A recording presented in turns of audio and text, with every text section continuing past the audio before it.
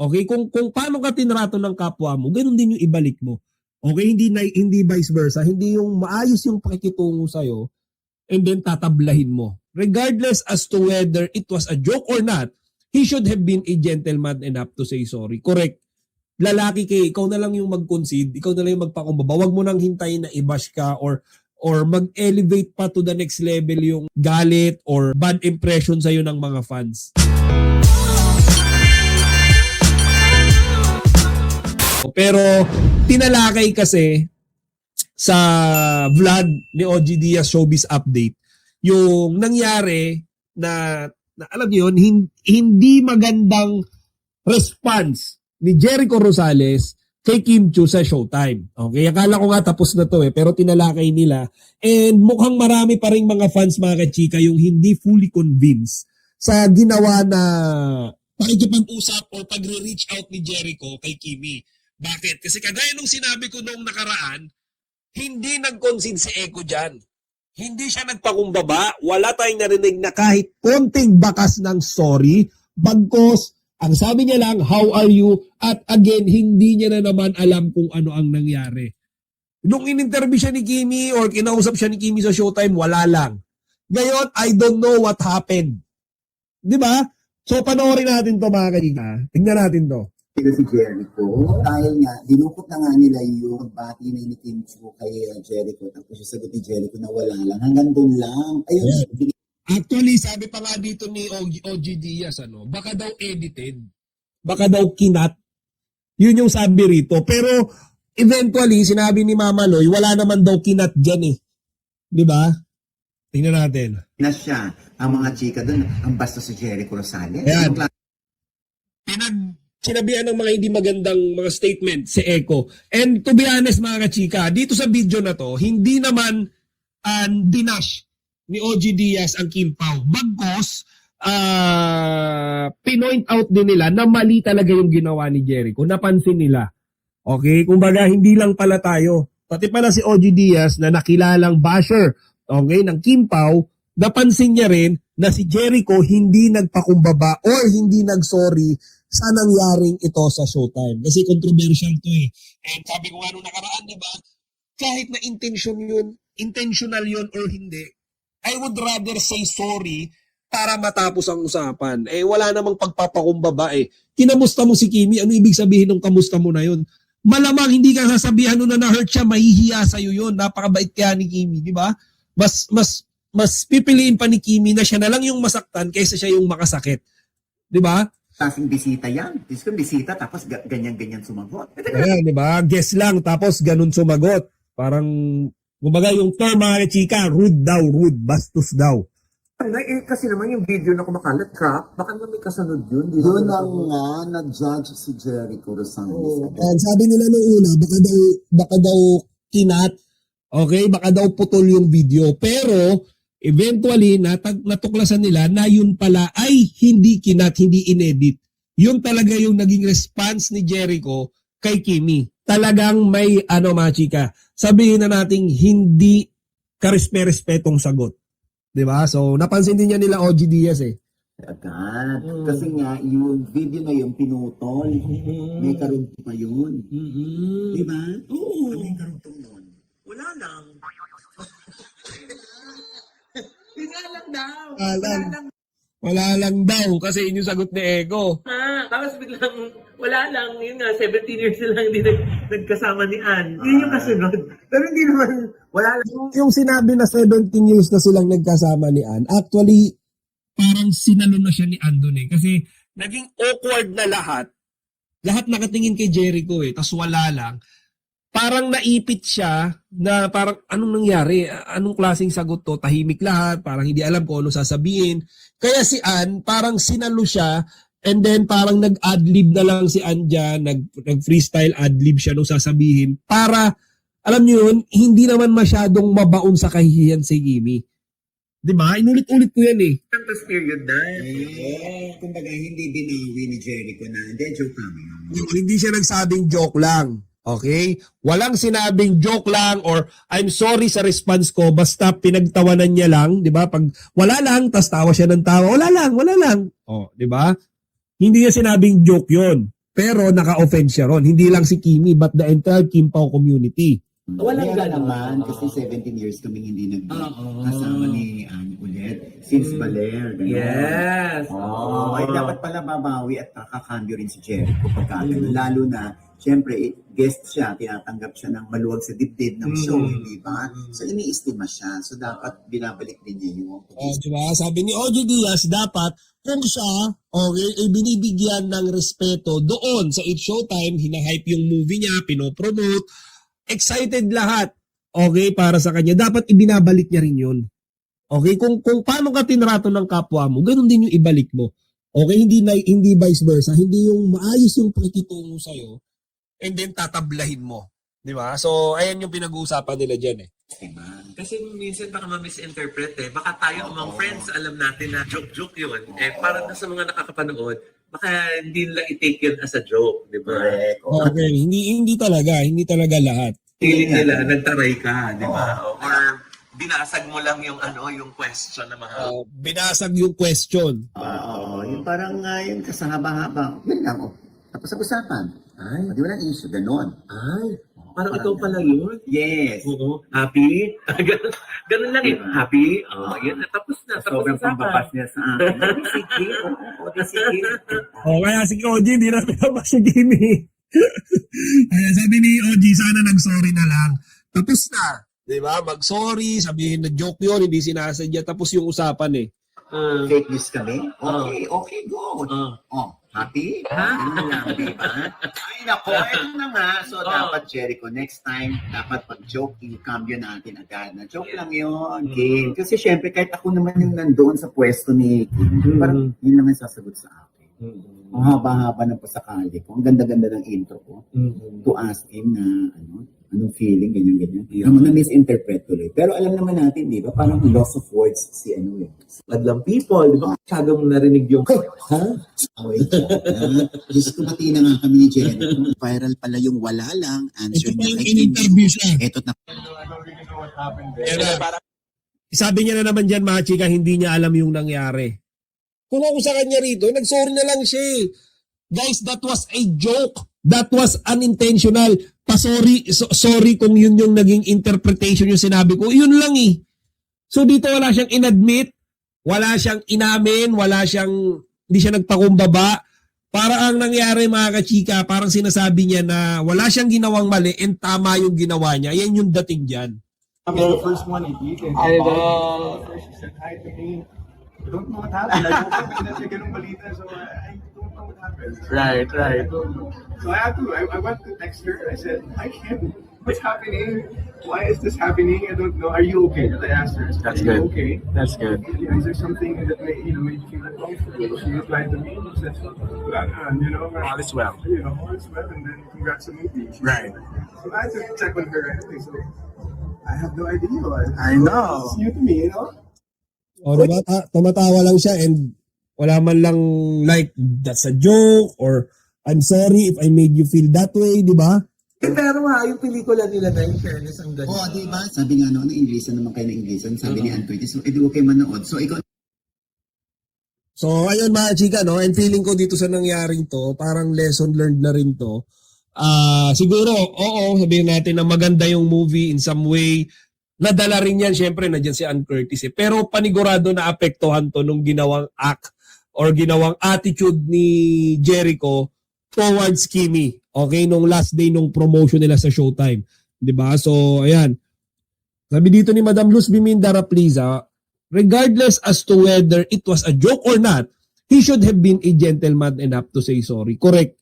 Lalaki kay, ikaw na lang yung mag-concede, ikaw na lang yung magpakumbaba. Huwag mo nang hintayin na i-bash ka or mag-elevate pa to the next level yung galit or alam niyo yun, bad impression sa ng mga fans. 'Di ba? Inirerespeto ka eh. So alagaan mo rin yung respeto sa ng mga tao kahit hindi na para kay Kimi. Sa'yo na lang, parang makilala man lang ako ng mga fans, mga Kim Pao fans na hindi ako hambog, I'm a humble person and hindi mahirap sa akin mag-say ng sorry lalo na kung sa perception, sa perspective ng mga tao ay na-open ko si Kimi. 'Di ba? So, ayun nga. Ayan. Hindi pa patulan ni Kimi. Oo, hindi pa patulan ni Kimi yan. Sa dami-dami ng mga tumitira kay Kimi, tingnan nyo naman, ni isa walang pinatulan yan. Sino ba? Sa lahat ng mga bashers ni Kimi, ina-absorb niya lang yan, tapos ang ginagawa niya most of the time, iniiyak niya na lang yan. Diba? So, ayun. So, mga kachika, syempre, aside from that, okay, meron pang tinalakay. Ito sila OG Diaz and pamilyar naman na tayo sa balitang to. Actually, natakil ko na siya dito before sa isang vlog natin. Yun nga ay yung mga stalker, okay, ni Paolo Abilino. Actually, hindi ko alam kung stalker ba yun or basher eh. Kasi sabi nga dito, hindi daw yun mga fans ng Kim Pao. Yun. So mga chika, most probably raw, fans yun. Ano ba magsabi yung pangalan? Fans daw yun ni Janine. So yun ang usap-usapan. Yun ang mga nababasa ko sa comment section. Fans daw yun nung isang lab team. So, ang pinagtataka ko, bakit yung fans ng ibang lab team, nandun lagi nakabuntot, binibidyo, pinipicturan, naka-surveillance sa bahay ni Paolo Abilino na nang i-invade ng privacy. Diba? So, panoorin din natin mga chika, itong comment dyan. Okay, nila OG. Ayan o. Since ilang araw nyo rin naman kinukunan ng picture and video yung labas ng bahay namin, okay lang naman din siguro na i-post yung picture nyo para patas lang. So, si Paolo hindi mapagpatol yan, pero napuno na siguro. Diba? So, ayan. So ayan mga chika, no, as expected, talagang dinipensahan ng mga fans yung sinabi ni Paolo. Walang nagalit dyan. Kasi sobrang tama eh. Like, sobrang tama yung sinabi dito or ginawa ni Paolo sa ex account niya dahil mga chika, ini-invade yung privacy niya eh. Threat yan sa safety niya, threat yan sa privacy niya, threat yan para doon sa pamilya niya nakasama niya sa bahay or kung sino man, friends, or it might be Kimi, di ba, nakasama niya, threat yan. So yung ginawa na yun ni Paolo, napaka-basic pa nga yun, ipinost niya lang eh. Di ba? Buti nga hindi niya ipinadampot eh. Pwede siyang tumawag ng mga pulis, barangay, or kung sino man, merong nagmamasid-masid sa bahay ko, binibidyoan, pinipicture. Pwede niyang gawin yun eh. He has the rights to do that. Buti nga, pinost lang. Di ba? Parang kinall out niya lang yung dalawang babae na yon. Ayan, meron dito mga chika, inopost niya naman yung ginawa ni Paolo. So sabi dito, fans niya yung mga yan, bakit kailangan niya ipahiya? Pwede naman kausapin na lang na tumigil, di man lang ba niya naisip na kaya nila ginagawa yan dahil sobrang pagmamahal nila sa kanya. Napaka-ungrateful naman itong lalaking to. Kung sino man to si, pangalan nito, Buoy, okay, tignan mo naman, kahit na ikaw ay isang fans, meron ka dapat certain boundary kasi yung mga iniidolo natin, may buhay din yan eh. Hindi naman sa'yo yan eh. Hindi naman yan perke fans ka, iniidolo mo sila, pwede mo nang kunin yung privacy nila. Okay? They also have this private life na meron ka rin, meron din siya, meron tayong lahat.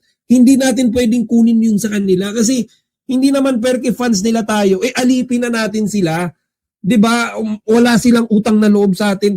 Pagka mga ganyang bagay na, imagine niyo mga kachika, kapag ka ang fans, okay, ay hindi na nakakabuti yung ginagawa nila sa mga iniidolo nila, hindi na yan totoong fans.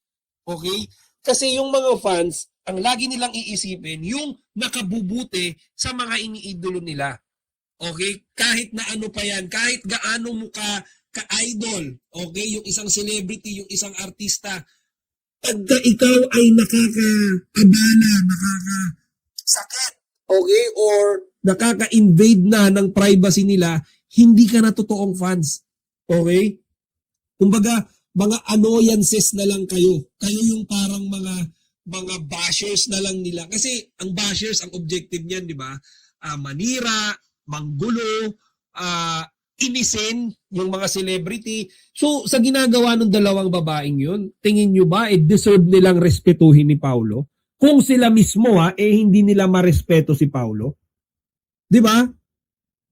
Kung ginagawa nila yung sa bahay ni Paolo, tanong ko lang, paano kung si Paolo, okay, baliktad yung sitwasyon, si Paolo isang fan, sila ngayon yung celebrity, makita nila si Paolo na ordinary people, ordinary citizen, nagbibidyo-video sa bahay nila, ano isipin nila? Baka mamaya isipin nila si Paolo papakidnap sila or yung anak nila. Di ba? Baka mamaya mananakawan kami niya mamayang gabi. Pwedeng ganun eh. Di ba? So, hindi nyo pwedeng tignan as a negative thing yung pagpo-post ni Paolo dahil yan basic na call out lang yan. Okay? Call out lang yan. kung ano yung ginawa dyan ni Paolo, hindi siya ng damage ng reputation because bago niya i-post yan, mga kachika, dapat alam na nung dalawang babae na yon yung consequences nung ginagawa nila. Alam nila na kapag ka sila ay nakita doon na nagbubuntot-buntot, nagbibidyo-bidyo, pwedeng mangyari sa kanila yan. Pero ginawa pa rin nila. Di ba? Walang pinagkaiba yan. Sa isang mall, di ba, merong siyang shoplifter. Ang shoplifter na yan, kapag alam niya na siya ay kumuha ng isang gamit sa isang store, sa isang mall, makukulong siya. Alam niya yun eh. Bakit ginagawa niya pa rin? Di ba? Ngayon ito, itong dalawang babae na to, alam naman nila na kapag sila, ginawa nila yun sa bahay ni Paolo, bibidyo-bidyo, picture-picturean sila, pwede silang ipablatter, padampot, or mapost. Ginagawa pa rin nila. And again, mga kachika, not just once, twice, thrice, or maybe even more. Sabi ni Paolo dyan, ilang araw na ginagawa ng mga babaeng yan. So, kumbaga, siyempre, napupuno rin yung salok. Di ba? So, basher yan, hindi yan mga supporters ng Kim Pao or ni Paolo. Malamang mga bayaran niya na inutusan ng mga bashers dyan. They are public figures, not public property entitled to their privacy. Ayan. Good evening, Chika Patrol. Lagi ako nanonood ng vlog kasi Kim Pao din ako. 64 na rin ako. So, hello, Madam Georgie Salonga. So, 60 po. Halos kaedad na ng mama ko yun, ha. Ayan, Kim Pao fan. How come he said he did not know what happened? I was even expecting that someone from management should have done something about this. One of their hosts was disrespected and even bullied by a guest. Tama to si Minda Ariola, and this goes back to Echo, na dapat management, kumbaga in some way, sinettle yan bago matapos yung showtime. Di ba? Dapat nag-release man lang ng picture si Echo kay Kimi na nagbibiroan sila and there was just a misunderstanding on how I act. Di ba? Guys, I'm sorry kanina kay Kim Chu, kay Kimi, siguro, ganito, hindi ko sinasadya yun, wala lang yung nasagot ko. I just ended up blank, okay, kung sa isasagot ko. Gano'n na lang sana, nag-release silang video, nagtatawanan sila. Di mas okay, yung dating sa mga tao, like, walang kalokohang nangyari, walang bastusan nangyari. Nangyari sa kanya, wala lang, tapos hindi pinansin si Kimi, and then that's it, tapos na yung showtime, wala man lang ni-release. Nung nabash na siya, tsaka siya nagpaliwanag, di pa nag-sorry, di ba? So, ayan. Edita daw sa, hi Chika, good evening, sus. Marasap na kaya yung fans ni Janine pala ang nag-stalk kay Pao. May sa kanilang pinagdampot siya sa pulis. Anong pakay nila? Gumawa na naman sila na ikasira ni Pao. At ang galing naman nila, pa nila nalaman yung bahay ni Paolo, wala bang guard daw sa lugar ni Pao? Hindi po ba yan exclusive village? Ang maapdi pa nga doon, Madam Jangdi, doon pa sila nakapwesto sa mobile ng mga pulis. Ganong kalupit ang mga bashers na to. Dolores Boyles, good evening sa'yo. Yan. Adelaida Maguin, positive vibes palagi si Kimi. Okay, the Bible says, love God with all your heart and strength. Strengthen Jesus said, love your neighbor as yourself. Love Kimi since maybe I'm 76 years old. I just heard mass. Uy, grabe, 76 years old. So, ayan. Hello, Madam Adelaida Maguin. So, tuloy natin to. Nakapanood ka. Yeah. Sorry. Naintindihan mo kahit English ng English. Yes. Oo. Ay, hindi pala yan. Ito pala, sorry. Ayan.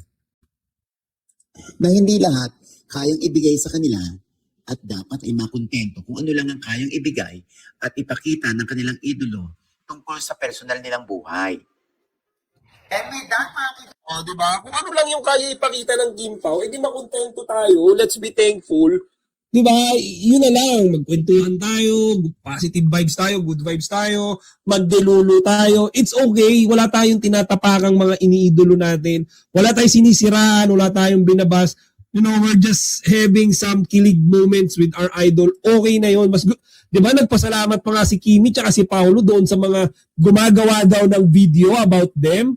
Di ba? Yung mga pinag-uusapan daw yung love team nila ni Pao, yung Kim Pao, yung mga daw, yung mga pictures sila na nilalagyan ng mga love song. Nagpasalamat sila doon, di ba? So basically, they're happy na na the fans are supporting them. Nakikita nila yan, hindi man exactly dito sila nanonood, pero in general, basta yung mga fans nila is hindi sila sinisiraan and sinusuportahan sila, happy sila lahat doon. Di ba? So, ayun.